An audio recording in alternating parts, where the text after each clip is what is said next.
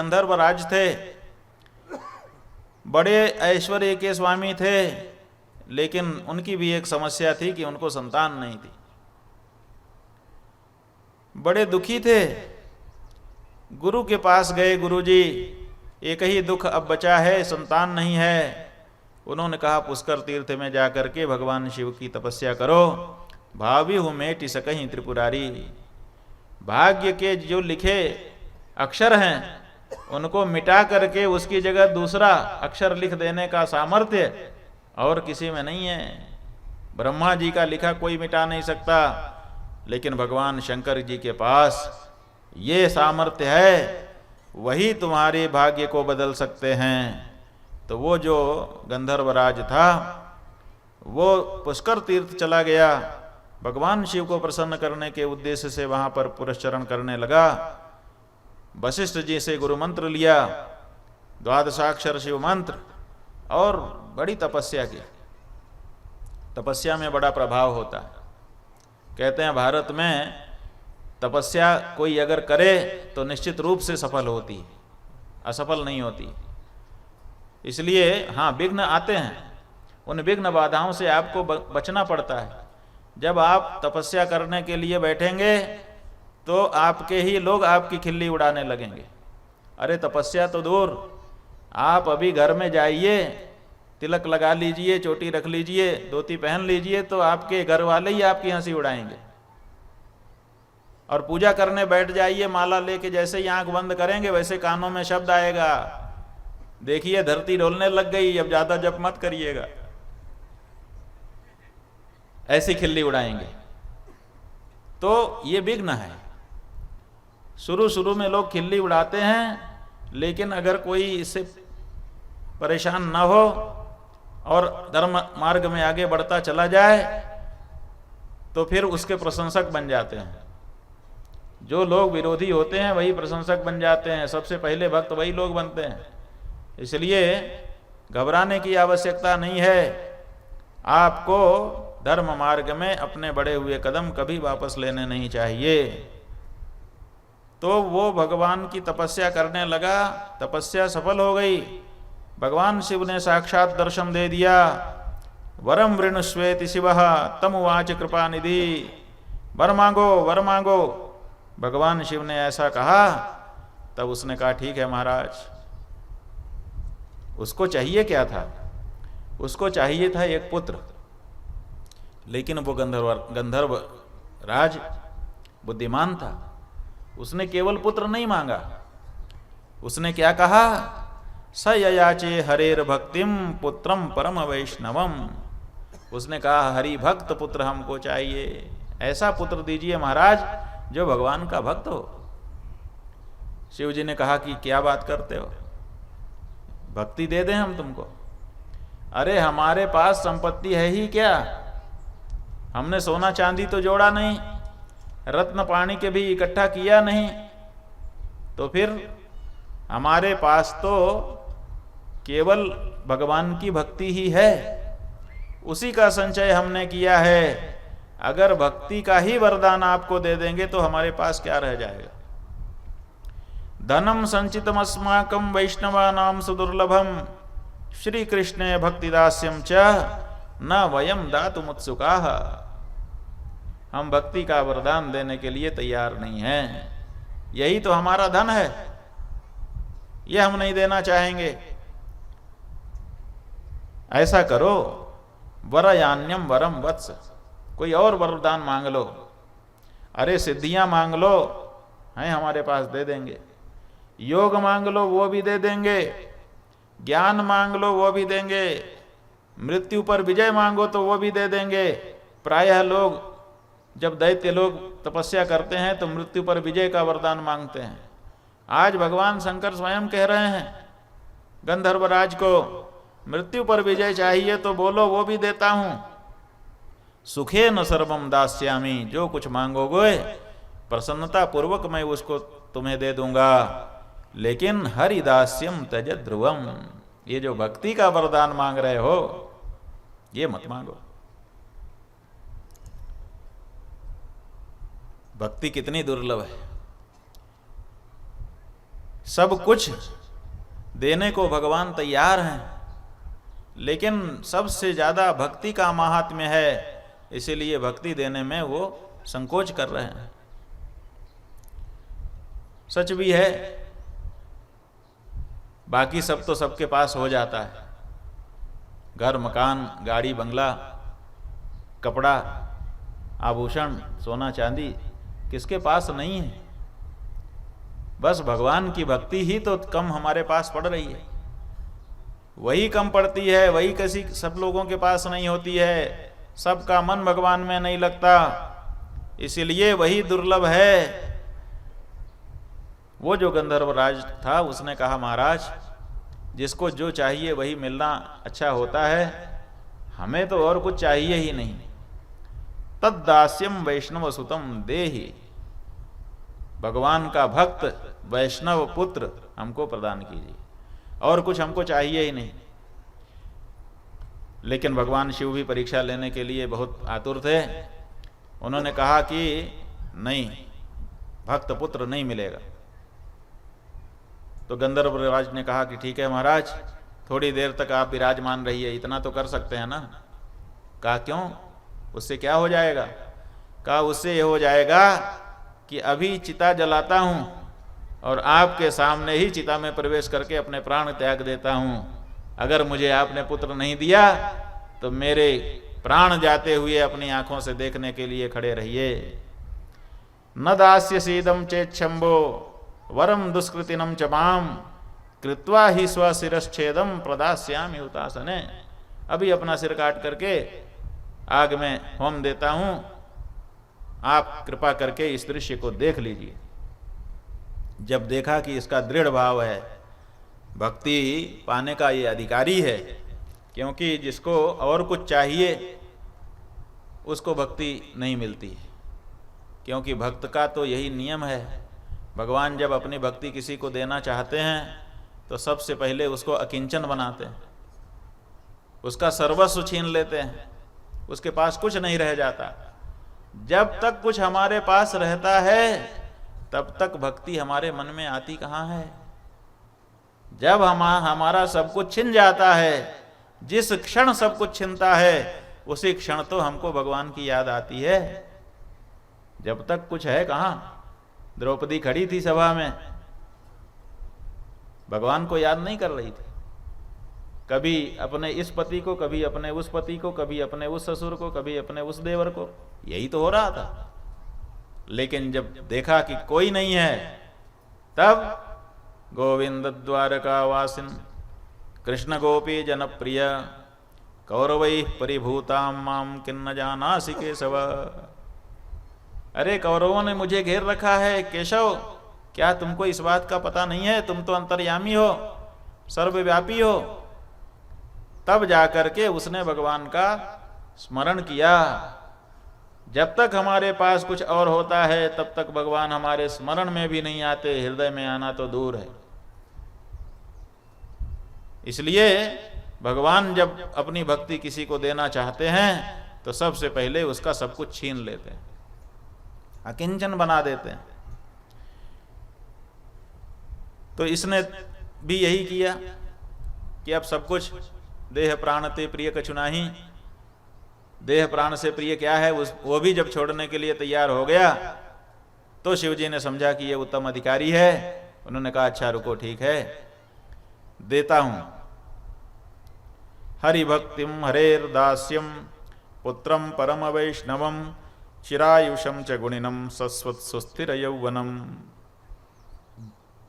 सुंदर पुत्र होगा, बहुत लंबे समय तक जीवित भी रहेगा, बड़ा गुणी होगा, और जब तक जीवित रहेगा जवान ही रहेगा, बूढ़ा ही नहीं होगा। भगवान का परम वैष्णव भक्त होगा। ऐसा सुंदर पुत्र तुमको प्राप्त होगा।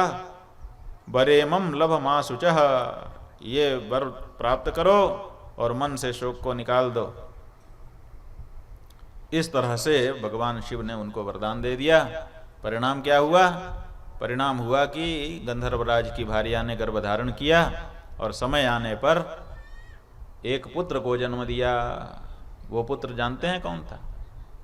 यही भगवान ब्रह्मा के पुत्र नारद, क्योंकि ये भगवान के भक्त तो थे, लेकिन पिता के शाप से इनको गंधर्व योनि में जाना पड़ा, तो उसकी ये भूमिका बन गई। गंधमादन पर्वत पर गंधर्वराज ने अपनी पत्नी से एक सुंदर पुत्र प्राप्त किया। वशिष्ठ जी को बुलाया, महाराज हमारे पुत्र का नाम कर दीजिए इसका भविष्य देख करके।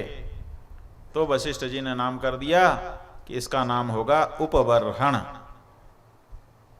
उप माने होता है अधिक, और बर्हण का मतलब है पूज्य, माने सर्वाधिक पूज्य ये बालक होगा, इसीलिए इसका नाम होगा उपबर्हण। उपशब्दोधिकार्थश्च पूज्ये च बर्हण पुमान्, पूज्यानामधिको बालः तेनोपबर्हणाभिधः, इसीलिए इसका नाम उपबर्हण होगा। तो उपबर्हण के रूप में नारद जी गंधर्व बन गए।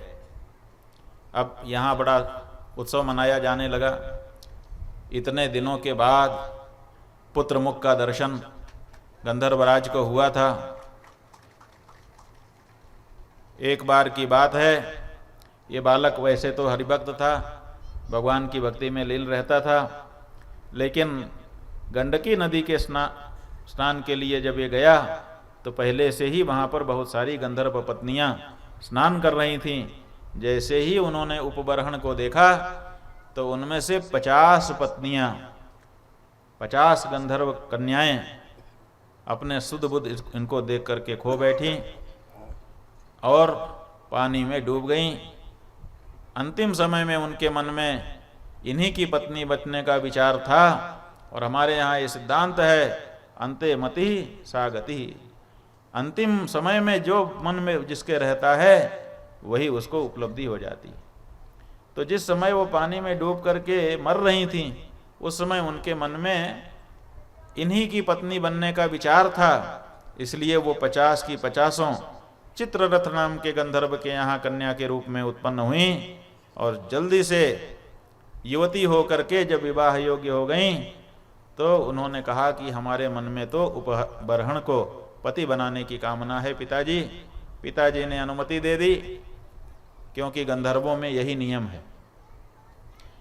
गंधर्वों का नियम प्रेम विवाह का है।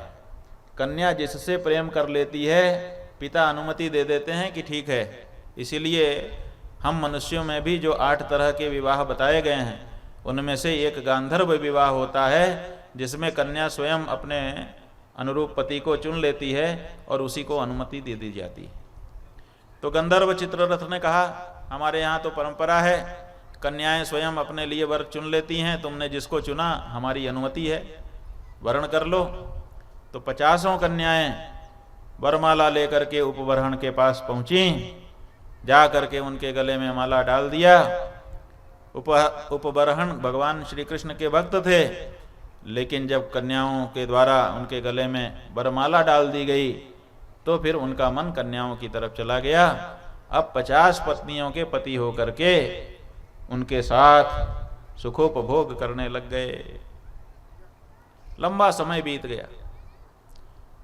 ब्रह्मा जी का जो शाप था, वो शाप फलीभूत हो रहा था। एक दिन की बात है,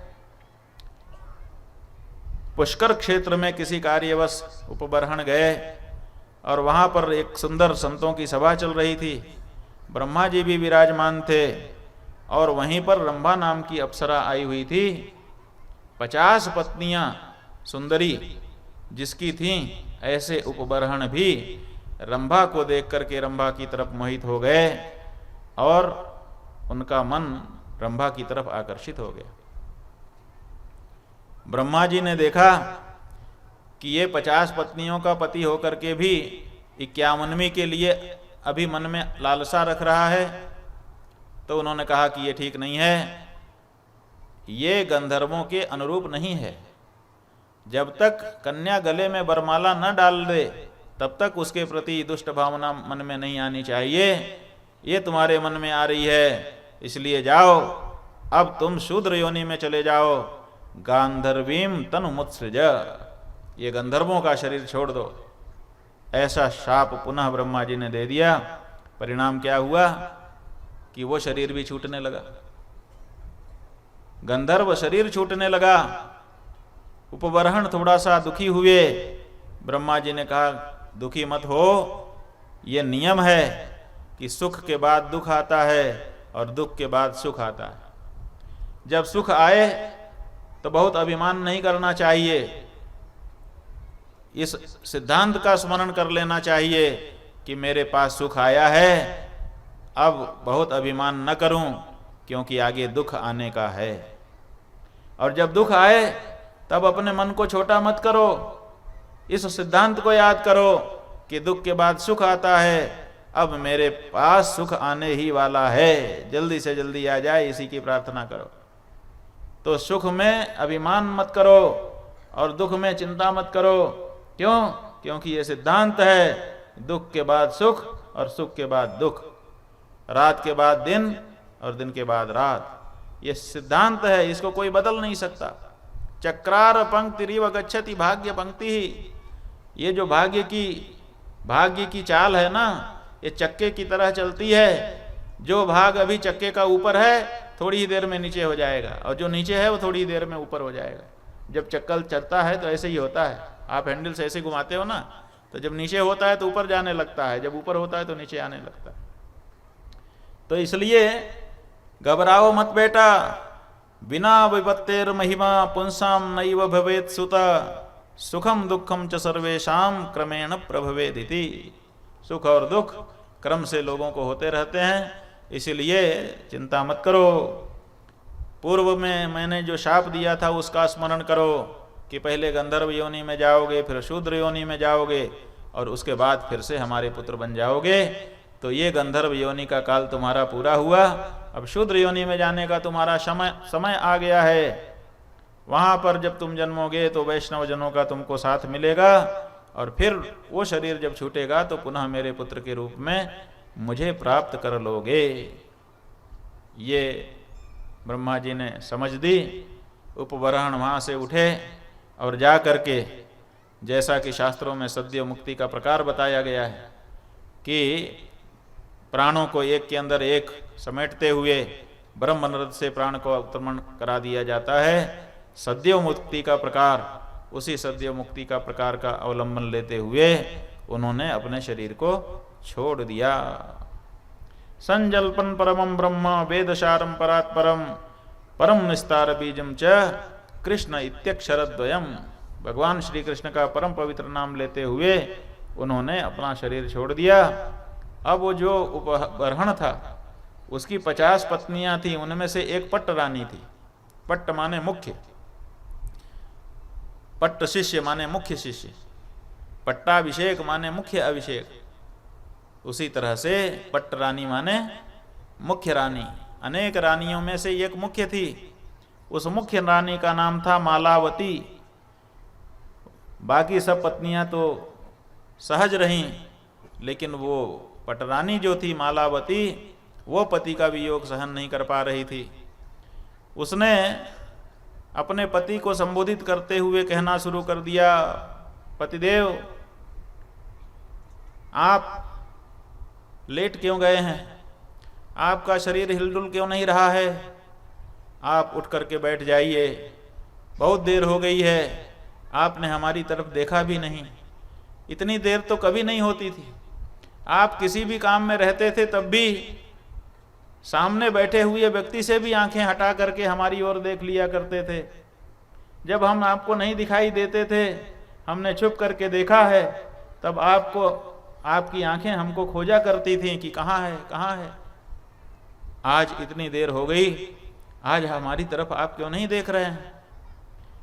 आपने हमसे कुछ पूछा भी नहीं, हम जो कुछ कह रहे हैं उसका उत्तर भी नहीं दे रहे हैं। बहुत कठिन परिस्थिति मेरे लिए हो रही है, आप उठ करके बैठ जाइए, 2 बातें तो मुझसे करिए। लेकिन वो कहाँ उठने वाले थे। कहने लगी, ये बहुत कठिन है मेरे लिए समय। साधुना सह संसर्गो वैकुंठादपि दुर्लभः, अहो ततोति विच्छेदो मरणादपि दुष्करः। किसी सज्जन व्यक्ति के साथ संसर्ग होना वैकुंठ के सुख से भी बड़ा सुख का कारण बनता है। आपसे मेरा संसर्ग था, मैं बहुत सुखिनी थी, आज आपसे जो विच्छेद हमारा हो रहा है वो मृत्यु से भी दुष्कर है। इससे तो अच्छा था कि मैं ही मर जाती। वैसे तो देखिए किसी का भी मरना दुखदाई होता है।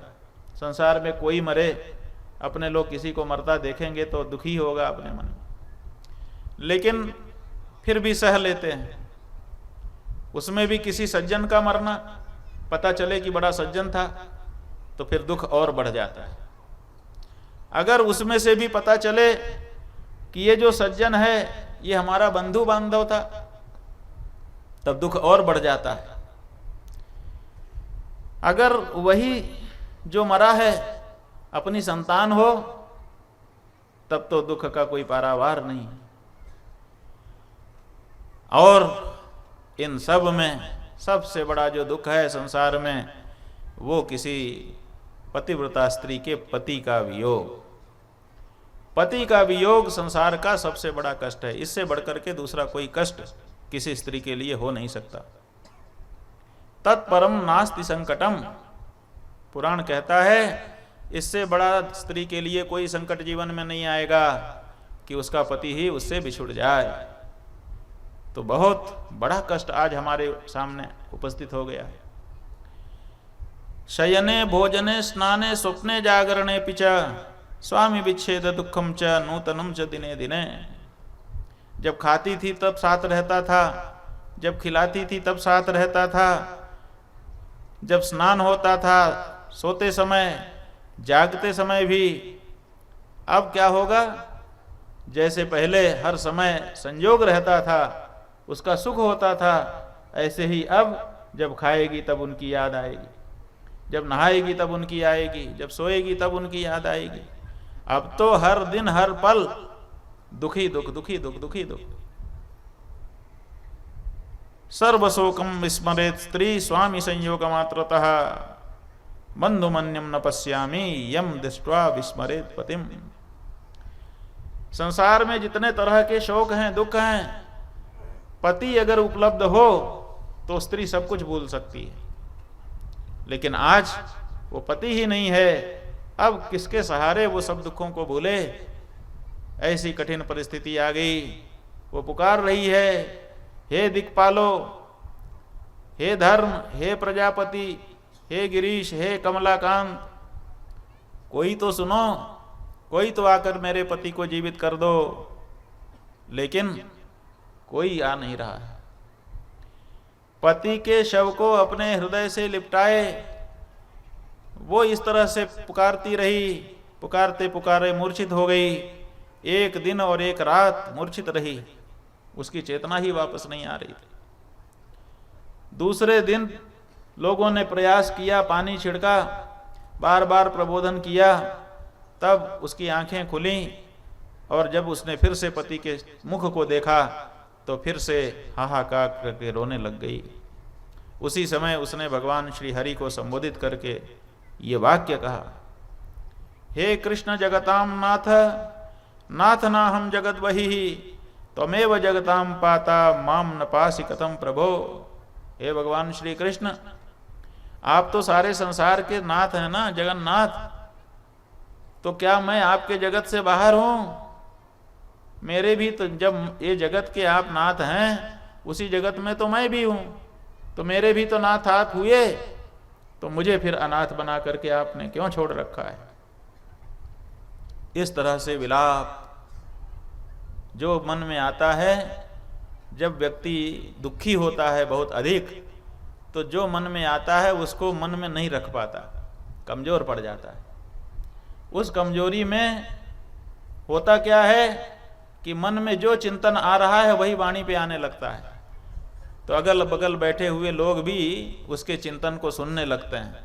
जब हम स्वस्थ होते हैं, जैसे अभी हम लोग हैं, अभी हम जो मन में सोचेंगे उसको दबाए रहेंगे, किसी को पता नहीं चलने देंगे कि हम क्या सोच रहे हैं।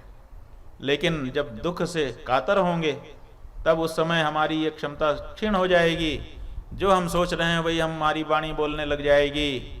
ऐसी परिस्थिति में क्या होगा? ये जो नार्को टेस्ट होता है ऐसे ही तो होता है। ऐसी दवाई का इंजेक्शन लगा देते हैं कि हमारी नियंत्रण करने की क्षमता समाप्त हो जाती है, और उस समय जो हमारा मन सोचता है वही बोलने लगते हैं। नियंत्रण करके क्या बोलना क्या नहीं बोलना इसका विवेक समाप्त हो जाता है। तो वैसी ही परिस्थिति हो गई। अब वो बेचारी विलाप कर रही है, जो मन में आ रहा है वही धीरे धीरे बोलते बोलते बोलते बोलते फिर उसको कर्म सिद्धांत का स्मरण हो गया। अब वो बोलने लगी कि महाराज शायद मेरे कर्मों का ही ये कोई परिणाम है। क्यों? क्योंकि संसार में जिसने जैसा किया है उसको वैसा ही फल देखने को मिलता है। लगता है मैंने कोई ऐसा पाप कर्म किया रहा होगा जिसके कारण आज ये दिन मुझे देखना पड़ रहा है।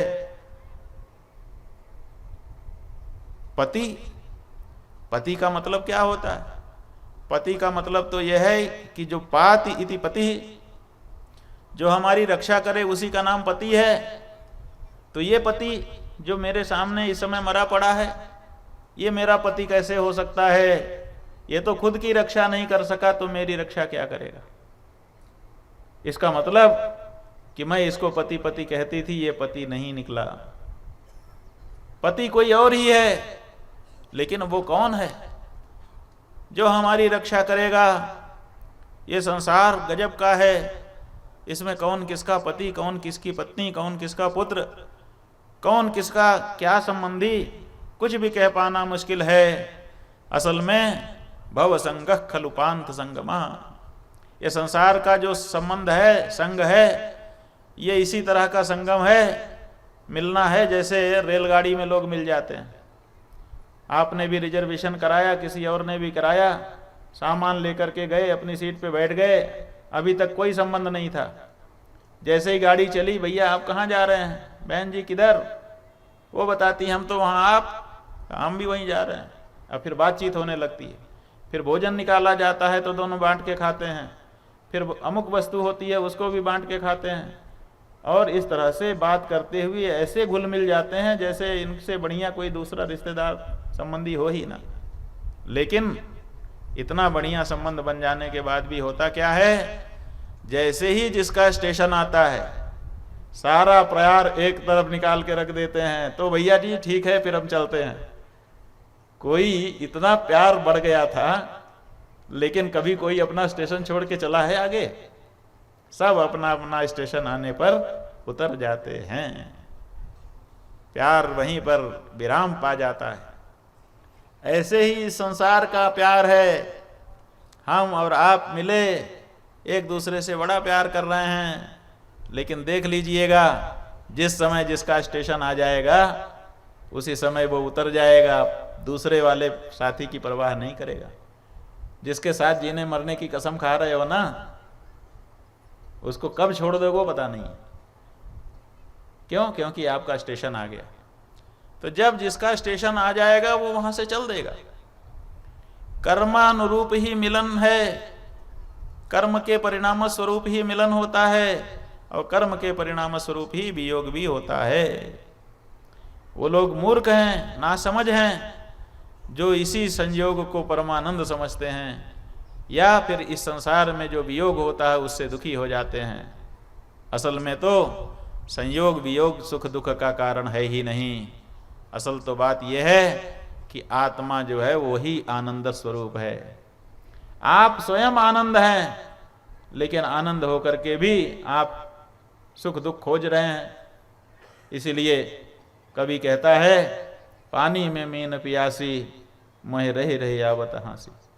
पानी में है लेकिन प्यास लगी है। आनंद हमारे भीतर है और हम आनंद को बाहर खोज रहे हैं। पति में मिल जाएगा, पुत्र में मिल जाएगा, घर में मिल जाएगा, गाड़ी में मिल जाएगा, इनाम में मिल जाएगा, डिग्री में मिल जाएगा, नौकरी में मिल जाएगा। अरे कहीं नहीं मिलेगा, वो तो तुम्हारे ही पास है। तुम जब चाहो प्राप्त कर सकते हो, लेकिन तुम्हारी दृष्टि अभी अंदर की तरफ बनी ही नहीं है। इसीलिए जो आत्मा राम पुरुष हैं, जो अपने आप में आनंदित रहने वाले लोग हैं, वो किसी संयोग से ना तो सुखी होते हैं और ना तो दुखी होते हैं। सस्वत जगति मूर्खस्य नात्मा रामस्य निश्चितम। जो आत्मा राम है उसके लिए संसार के मिलन या वियोग सुख और दुख का कारण नहीं बनते। ये सब वो धीरे धीरे सोचती जा रही है। ये भी सोच रही है कि ये जो संसार है इसके जो सुख हैं, ये खाने का सुख, ये पीने का सुख, ये पहनने का ओढ़ने का सुख, ये सब तो नश्वर हैं। एक समय होते हैं फिर समाप्त हो जाते हैं। और ये संसार ही नश्वर है। इसमें जो संबंध हैं वो संबंध भी कहाँ टिकते हैं, वो भी समाप्त हो जाते हैं। लोग नहीं कह देते हैं चलो आज से हमारा तुम्हारा संबंध समाप्त, बड़े गर्व से घोषणा कर देते हैं। तो कहाँ संबंध स्थायी हुआ? इसलिए जो लोग इस बात को जानते हैं कि ये संसार नश्वर है, यहाँ के विषय भोग भी नश्वर हैं और ये जो संबंध हैं ये संबंध भी नश्वर हैं, वो इस संसार की सच्चाई को जान करके आत्मा में रमण करने लग जाते हैं। उनको कभी दुख नहीं होता, सदा उनको सुख का लाभ ही होता है। तो संसार अपने आप छूट जाता है, छोड़ना नहीं पड़ता। क्योंकि बड़ी चीज पाने के लिए छोटी चीज को छोड़ना हो तो हम बड़ी खुशी से छोड़ देंगे। लोहा हमारे हाथ में है, आपके हाथ में सोना है, आप कहते हैं लोहा दो तो मैं सोना दे दूं, आप कितनी देर लगाओगे? कोई देर नहीं लगाओगे, तुरंत दे दोगे। तो छोटी चीज को छोड़ के बड़ी चीज अगर मिलती है तो कौन नहीं लेना चाहेगा, लेकिन बस उसको पता भर हो जाए कि अमुक चीज इससे बड़ी है।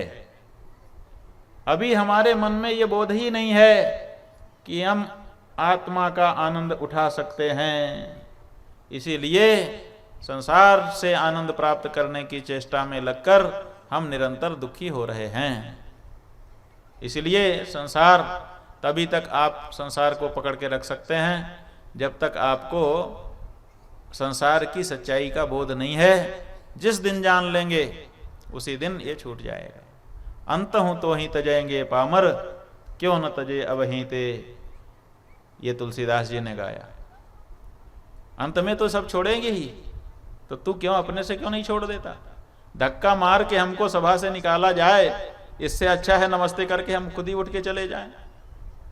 इसमें इज्जत बची रहेगी। लेकिन हमको इतना ही बोध होता तो हम धक्का क्यों खाते?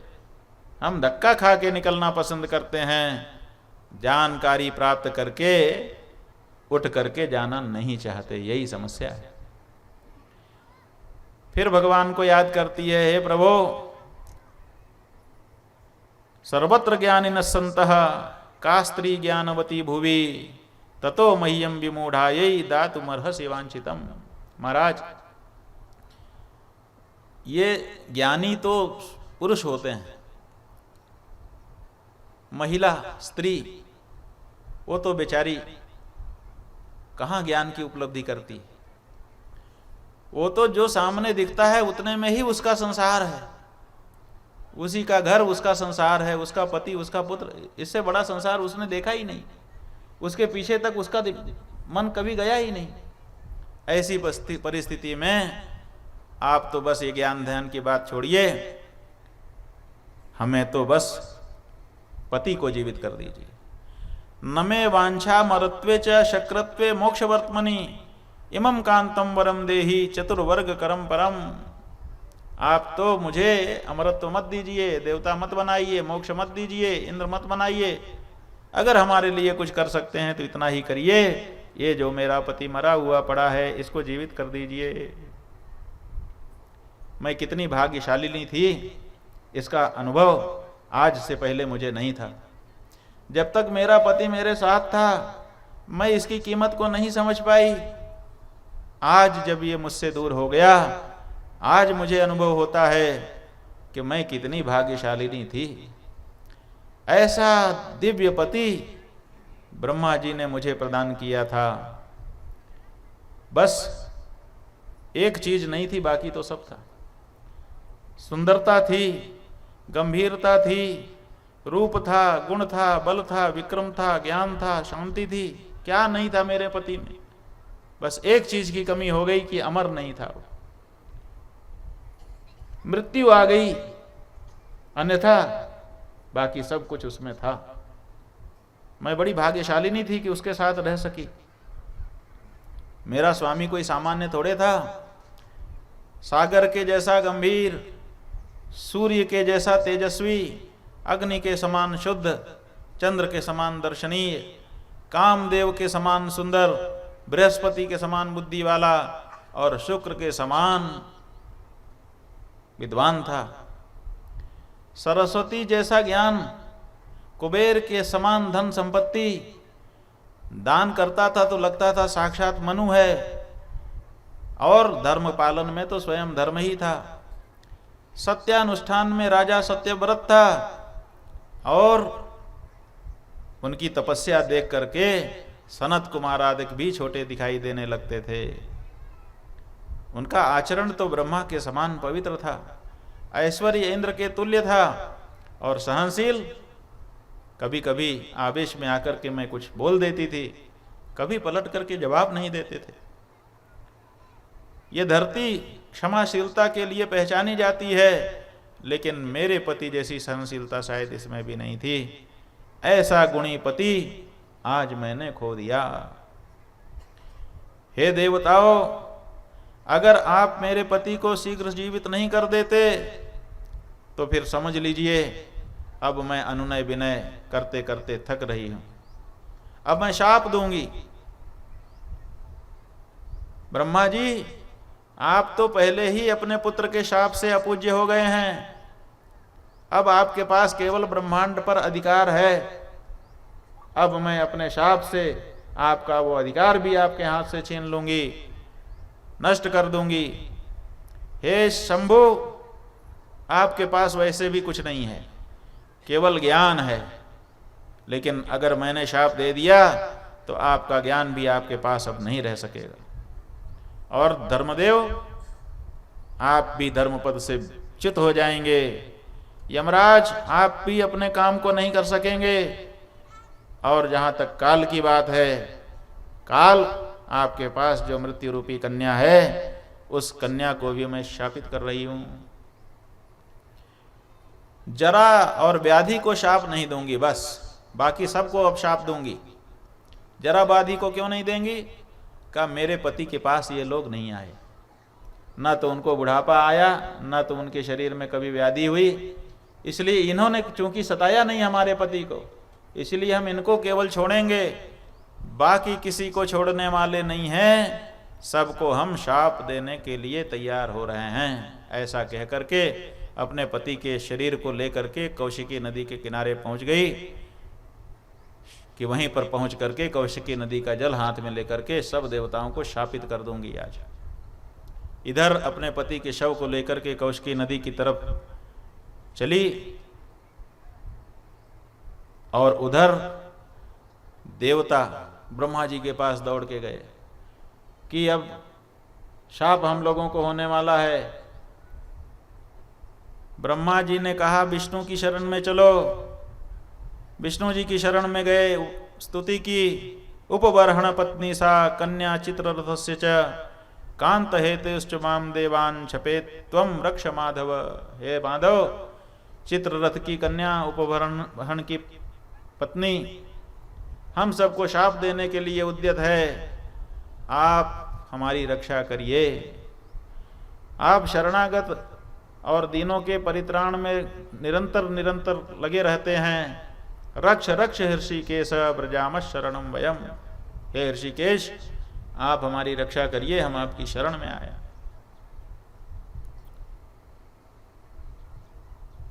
इस तरह से प्रार्थना करने लगे। भगवान नारायण ने ब्रह्मा जी की ओर देखा तो ब्रह्मा जी हाथ जोड़ के बोले, महाराज अपूज्य तो मैं पहले से हो गया हूं। वो स्त्री कह रही है कि आपका ब्रह्मांडाधिकार भी मैं छीन लूंगी। तो महाराज हमारे पास तो कुछ फिर रह ही नहीं जाएगा। भगवान ने कहा, आप लोग हमारे साथ शिव जी के पास चलिए। भगवान नारायण से शिव जी ने कहा, शिव जी भी ब्रह्मा जी के साथ गए हैं। कहा, महाराज ये ब्रह्मा जी की तो अपनी पीड़ा है, हमारी भी पीड़ा है। आपने बड़ी कृपा करके जो गुप्त ज्ञान है, रहस्य है, वो हमको बताया है, उसी से मैं ज्ञानी बना हूं। अब ये स्त्री अगर मुझे शापित कर देगी तो मुझसे मेरा ज्ञान छिन जाएगा, और बाकी तो ज्ञान के सिवाय मेरे पास कुछ है नहीं। अहो पवित्रता तेजः सर्वेषां तेजसां परम, तेजो नलेन दग्धं मां रक्ष रक्ष हरे हरे। पवित्रता, पतिव्रता के तेज से बढ़कर के दूसरा कोई तेज संसार में नहीं है। वही तेज मुझे दग्ध करने के लिए सामने आ रहा है। मम तत्वज्ञान रत्नम शापान निर्यात योषितः। इस स्त्री के शाप से मेरा जो तत्व ज्ञान है वो नष्ट होना चाहता है, रक्षा करिए। धर्म ने कहा, महाराज आपने हमको सनातन धर्म दिया, उसी धर्म के मार्ग पर हम चल रहे हैं, लोगों को भी चला रहे हैं, यही हमारा अस्तित्व है। आज तो अगर हमारा धर्म समाप्त हो गया तो हमारा अस्तित्व भी समाप्त हो जाएगा। तीनों जैसे बोले वैसे सारे देवता एक स्वर में बोल पड़े, महाराज आपने हमको यज्ञ भाग के लिए अधिकृत किया है। जब कहीं पर कोई यज्ञ करता है तो हमारा नाम ले करके जब स्वाहा अंत में लगा करके मंत्र बोल करके आहुति डाली जाती है, उसी से हमारे शरीर का पोषण होता है। महाराज अब यज्ञ भाग भी हमको नहीं मिलेगा तो हम तो भूखे मर जाएंगे, अब हम क्या करें। इस तरह से सब देवता भयभीत होकर के भगवान नारायण की शरण में खड़े रहे। उसी समय आकाशवाणी हुई, आप लोग यहाँ खड़े मत रहिए, आप लोग उसी मालावती के पास चले जाइए, वहीं पर भगवान नारायण ब्राह्मण के वेश में आएंगे और आप लोगों की रक्षा करेंगे। जब देवताओं ने ये आकाशवाणी सुनी तो फिर जगमुर मालावती स्थानम, जहाँ पर मालावती थी, कौशिकी नदी के किनारे जा रही थी, वहीं पर सारे देवता पहुंच गए।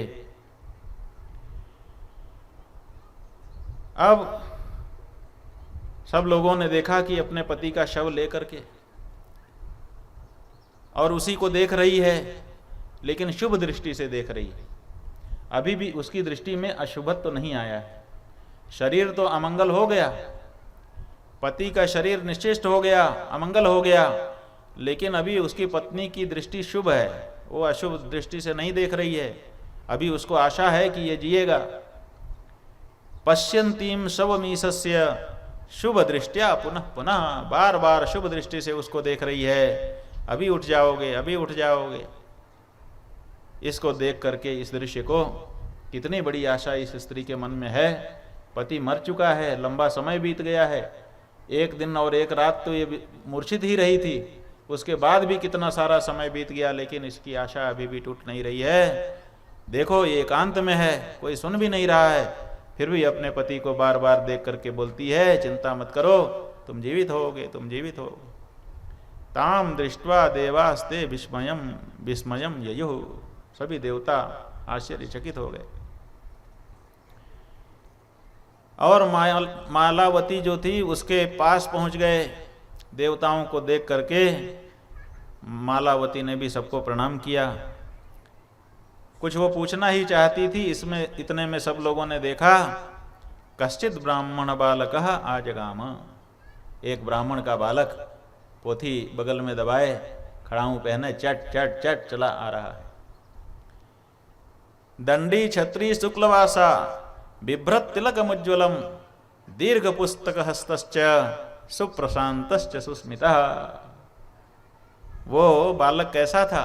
हाथ में पलाश का दंड लिए था, बाएं हाथ में छाता पकड़े हुए था, सफेद सुंदर वस्त्र धारण किए था, धोती दुपट्टा, माथे पर तिलक शोभायमान था, और कांखरी में बड़ी सी पोथी दबी हुई थी, और चेहरा शांत गंभीर प्रसन्न दिखाई दे रहा था। होंठ पर हल्की सी मुस्कुराहट दिखाई दे रही थी। देखते ही देखते जहाँ पर मालती और मालावती और ये देवता थे वहीं पर आ गया। ब्राह्मण कहने लगा, अरे ये मैं क्या देख रहा हूं? इतने सारे देवता एक साथ इस नदी के किनारे, ये तो गजब का दृश्य है, पहले तो मैंने ऐसा दृश्य देखा नहीं। अच्छा, आप तो ब्रह्मांड की रचना करने वाले ब्रह्मा हैं। अच्छा, आप तो ब्रह्मांड का संहार करने वाले शिव हैं। अरे आप तो तीनों लोगों के कर्मों के साक्षी धर्म हैं। अरे आप तो सूर्य, आप तो चंद्र, आप तो अग्नि, आप तो काल, आप तो मृत्यु कन्या, अरे आप तो यमराज हैं। अरे इतने सारे देवता, और ये मालावती तुम्हारी गोद में ये सूखा सा शव किसका है? ये माजरा क्या है, हमको समझ में नहीं आता है। इतने सारे देवता खड़े हैं, एक व्यक्ति का शव पड़ा है, एक स्त्री उसको गोद में लेके बैठी हुई है। कोई तो कुछ बताइए, लेकिन कोई कुछ बोलता उससे पहले मालावती बोल पड़ी प्रणाम करके, हे ब्राह्मण देवता, आप तो बहुत ही सुंदर स्वरूप वाले हैं। ऐसा लगता है कि ब्राह्मण के रूप में भगवान नारायण ही आ गए हों। आपको हम प्रणाम करते हैं। ब्राह्मण का प्रणाम करना, ब्राह्मण सामने मिल जाना शुभ होता है। आप हमारे पास चल करके आए हैं, इससे मेरी आशा और बलवती हो गई है। मेरा पति निश्चित रूप से जीवित होगा। मैं उपबरहण की भार्या हूँ, चित्ररथ नाम के गंधर्व की कन्या हूँ। सब लोग मुझे मालावती मालावती कहते हैं। आपको मैं प्रणाम कर रही हूँ। ये मेरा पति है, इसी के साथ लंबे समय तक मैं विहार करती रही थी। आज अचानक ये इस गति को प्राप्त हो गया है।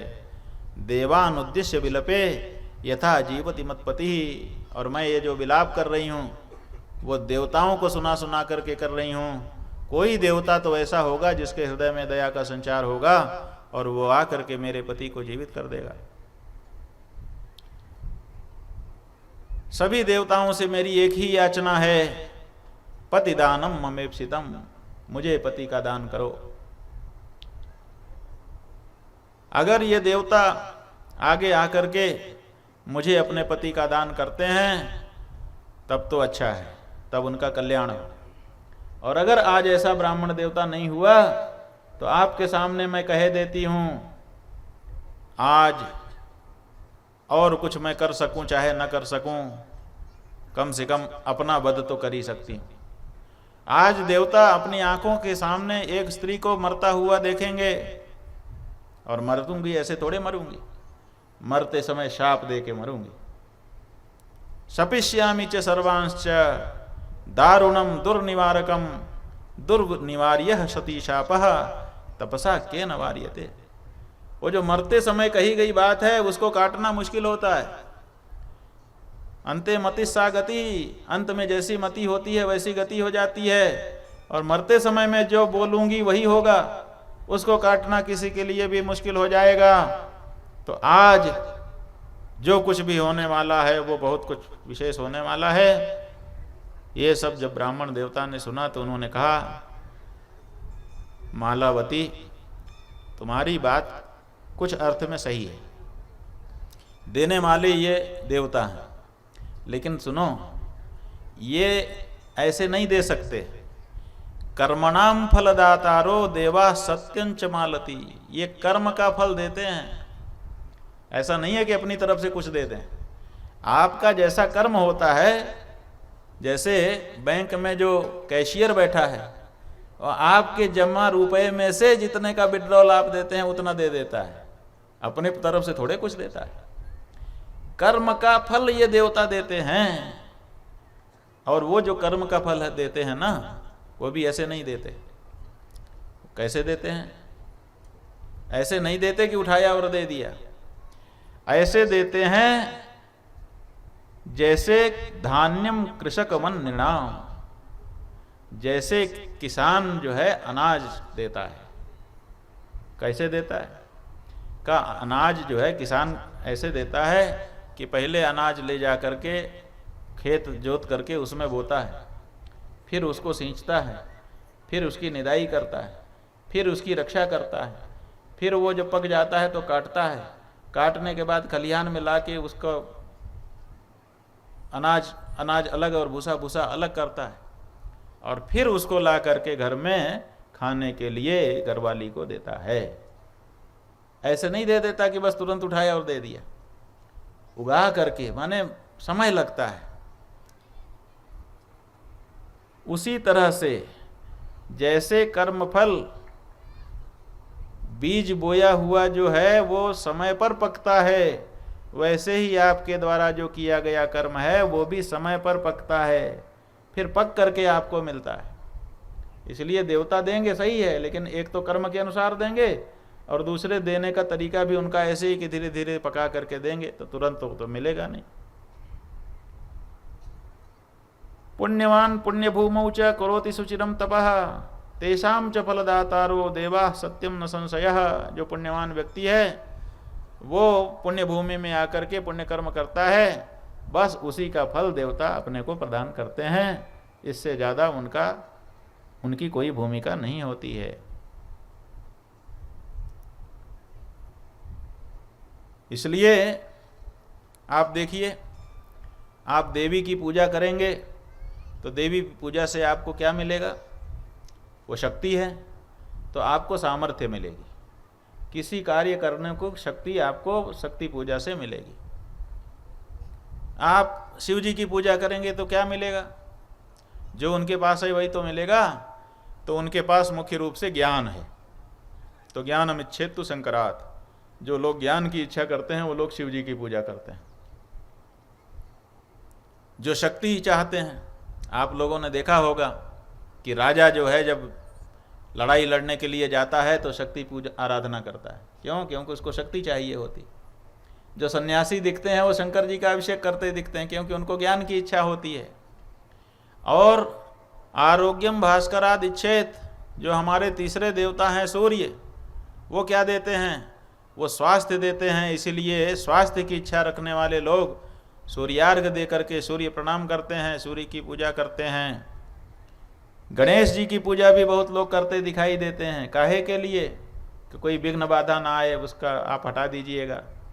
वो विघ्न नाश करने वाले देवता हैं। और इसी तरह से जो लोग लक्ष्मी की या यश की आशा रखने वाले लोग हैं वो भगवान विष्णु की पूजा करते हैं। ये जो 5 देवता हैं, इन 5 की अपनी सामर्थ्य है, अपनी सामर्थ्य भर दे सकते हैं, क्रम से देते हैं, यही इनका नियम है। इसीलिए लोग इनका मंत्र लेते हैं। क्यों? क्योंकि जो कुछ मिलना है इन्हीं की पूजा से मिलना है, और पूजा में अधिकार सबका नहीं है। जब तक आपने किसी परंपरागत गुरु से, जिसको परंपरा से दीक्षा मिली हो, वो मंत्र जो उसके गुरु ने उसके कान में दिया हो और उसके गुरु को भी उसके गुरु ने दिया हो, परंपरा से चला आ रहा जो मंत्र है, ऐसा कोई गुरु हो, उससे जब आपके कान में सुनाई देगा तब आपको उस देवता की पूजा में अधिकार मिलेगा। इसलिए देवता की पूजा में अधिकार की सिद्धि के लिए गुरु मंत्र लिया जाता है। देवता की पूजा में अधिकार हो जाए तो देवता की पूजा की विधि को जानने के लिए गुरु मंत्र लिया जाता है, गुरु बनाया जाता है। और कहीं हमारे कदम भटकने न लगें, कोई ऐसा होना चाहिए जो हमको अनुशासित कर दे, अनुशासन करने के लिए गुरु बनाया जाता है। देवता की पूजा में अधिकार की सिद्धि के लिए, देवता की पूजा की विधि को जानने के लिए, और अनुशासित जीवन बना रहे हमारा, इसके लिए लोग गुरु बनाते हैं। गुरु जिस समय आपको शिष्य के रूप में स्वीकार करके अपने मुख से उच्चारण करके गुरु द्वारा दिया गया मंत्र आपके कान में फूंकता है, वैसे ही लिखा गया है, गुरु वक्त्राद विष्णु मंत्रो यस्य कर्णे प्रविश्यति यमस्तल लिखनम दूरम करोति तत्क्षणम भिया। जैसे ही गुरु के मुख से निकला हुआ मंत्र शिष्य के कान में प्रविष्ट होता है, वैसे ही यमराज उस व्यक्ति से भयभीत होकर के उसके ललाट में अगर कुछ गलत लिखा है तो तुरंत उसको मिटा करके सही कर देते हैं। उसका भाग्य उसी समय से सुधरने लग जाता है। ये गुरु का तात्पर्य है। तो मालावती, ये तुम जान लो कि देवता सीधे प्रसन्न नहीं होते, उनकी पूजा होती है तब प्रसन्न होते हैं। पूजा कर ऐसे कर देने से प्रसन्न नहीं होते। पूजा में आपका अधिकार होना चाहिए, विधि का ज्ञान होना चाहिए, और कोई त्रुटि हो रही हो तो उसकी इंगिती होनी चाहिए। ये सब देवता की प्रसन्नता में कारण है। इसलिए जो तुम विलाप करके पुकार रही हो देवताओं के, इससे कुछ होने वाला नहीं। का तब ये है कि ये बताओ कि तुम्हारे पति की मृत्यु का कारण क्या है। कोई भी व्यक्ति जब मरता है तो कोई ना कोई कारण होता है, कोई रोग उसके शरीर में होता है। तो तुम्हारे पति के शरीर में कौन सा रोग था जिसके कारण वो मर गया? कहा आप ये क्यों पूछ रहे हैं? कहा मैं चिकित्सक हूँ, मैं चिकित्सा शास्त्र जानता हूँ। सर्व रोग चिकित्साम च जानामि च चिकित्सकः, मैं सभी रोगों की चिकित्सा जानता हूँ, मैं चिकित्सक हूँ, इसीलिए पूछ रहा हूँ। और मृत तुल्यम मृतम रोगात सप्ताहाभ्यंतरे सति महाज्ञानेन तम जीवम जीवयाम्यवलीलया। कोई छोटा मोटा चिकित्सक नहीं हूँ।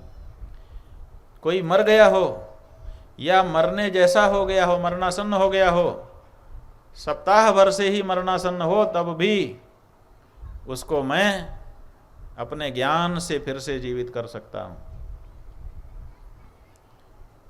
यदि मेरी इच्छा हो जाए तो जैसे व्याध जो है पशु को बांध के घसीट के ले आता है, इसी तरह से जरा को, मृत्यु को, यम को, काल को और व्याधियों को बांध करके तुम्हारे सामने ला करके उपस्थित कर सकता हूँ। और ऐसे शास्त्रोक्त उपाय भी मैं जानता हूँ जो व्याधि के कारण को ही दूर कर देते हैं। व्याधि रूपी बीज को शरीर में अंकुरित ही नहीं होने देते। मेरी अपनी सामर्थ्य है, इसलिए मुझे ठीक ठीक कारण बताओ कि तुम्हारा पति किस रोग से मरा। मालावती ने कहा महाराज, बड़ी खुशी हो रही है कि इतना योग्य चिकित्सक मेरे सामने आ गया। मुझे विश्वास है कि मेरा पति जिएगा, क्योंकि ब्राह्मण जो है कोई प्रतिज्ञा करे तो वो निष्फल नहीं हो सकती है। यूं ही कुछ नहीं बोल देता ब्राह्मण, विचार करके बोलता है, और जो बोल देता है उसके विपरीत करता नहीं है। तो आप अगर इतने ज्ञानी हैं और इतने योग्य हैं और स्वयं कृपा करके पधारे हैं, तो निश्चित रूप से मेरा पति जिएगा।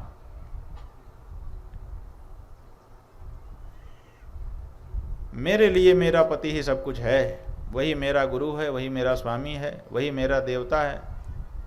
सच यही है कि किसी कुलीन स्त्री के लिए उसका पति ही सर्वस्व होता है। जो श्रेष्ठ कुल में उत्पन्न कन्या होती है वो स्वामी को सर्वथा समर्पित होती है, अपना कुछ भी बचा करके नहीं रखती है। जो दुष्ट कुल में उत्पन्न है उसकी बात अलग है, वो अपने पति की निंदक होती है, परपुरुषगामिनी होती है।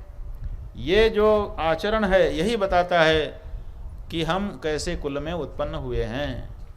अगर हम ऊंचे कुल के होंगे तो हमारा मन इधर उधर नहीं भटकेगा, और अगर हमारे मन में भटकाव है इसका मतलब कि हमारे खून में कोई कमी है। जब माता पिता का आचरण सही नहीं होता है तभी बच्चे के आचरण में भी दोष दिखाई देता है। मैं उपबरहण गंधर्व की पत्नी हूँ, चित्ररथ गंधर्व की पुत्री हूँ, एक सम्राट की पुत्रवधू हूँ। अपने 64 पुत्रों के साथ व्याधियाँ आ गई, यमदेव आ गए। सब लोग जब आकर के खड़े हो गए तब मालावती ने धर्मराज से पूछा, हे धर्मात्मा धर्मराज, आप ये बताइए, आप तो धर्मराज हैं, तो हमारे पति को बिना उसकी मृत्यु आए आप कैसे लेके जा रहे हैं? अभी तो वृद्ध हुआ नहीं हमारा पति, उसके शरीर में रोग था नहीं। जब युवा अवस्था उसकी थी तो फिर अचानक उसको क्यों मरना पड़ गया? आप उसके प्राणों को कैसे ले जा सकते हैं? बिना समय आए कोई मर नहीं सकता, आप उसको क्यों ले जा रहे हैं? तो यमराज ने कहा, सुनो, ये पक्का सिद्धांत है कि जब तक किसी की मृत्यु नहीं आती तब तक कोई मरता नहीं। चाहे मैं हूँ, चाहे मृत्यु कन्या हो, चाहे व्याधियाँ हों, ये सब भी हमारी ये सामर्थ्य नहीं है कि किसी की मृत्यु ना आए और हम उसको लेके चले जाएं। जब जिसकी मृत्यु का समय होता है उसी समय हम उसको ले जा सकते हैं। अगर आपके मन में ये बात है कि असमय में हमारे पति को ले जाया जा रहा है, तो ये मृत्यु कन्या हमारे साथ आकर के खड़ी है, इसी से पूछिए, क्योंकि मृत्यु तो यही करती है। तो मालावती ने मृत्यु कन्या से पूछा, हे मृत्यु कन्या, तुम तो स्त्री हो, स्त्री के दुख को कम से कम तुम तो समझ सकती हो। ये बताओ कि मेरे जीवित पति का हरण क्यों किया जा रहा है? मृत्यु कन्या ने कहा, मालावती, बात स्त्री और पुरुष होने की नहीं है, बात कर्तव्य के निर्वहन की है। जिस व्यक्ति को जिस कार्य में नियुक्त कर दिया जाता है उसको वो कार्य चाहे वो चाहे चाहे न चाहे करना ही पड़ता है। मैं मृत्यु कन्या हूँ, विधाता ने मुझे इसी कार्य के लिए सृजित किया है। अगर पृथ्वी की कोई तेजस्विनी महासाध्वी मुझे अपने शाप से भस्म कर दे तो बात अलग है, अन्यथा मैं तो अपना काम करती ही रहूँगी। लोगों को भले शिकायत मुझसे हो, लेकिन चूंकि ये मेरा काम है इसलिए मुझे तो ये करना ही पड़ेगा। और मैं अपने आप कुछ नहीं करती हूँ, काल की प्रेरणा से।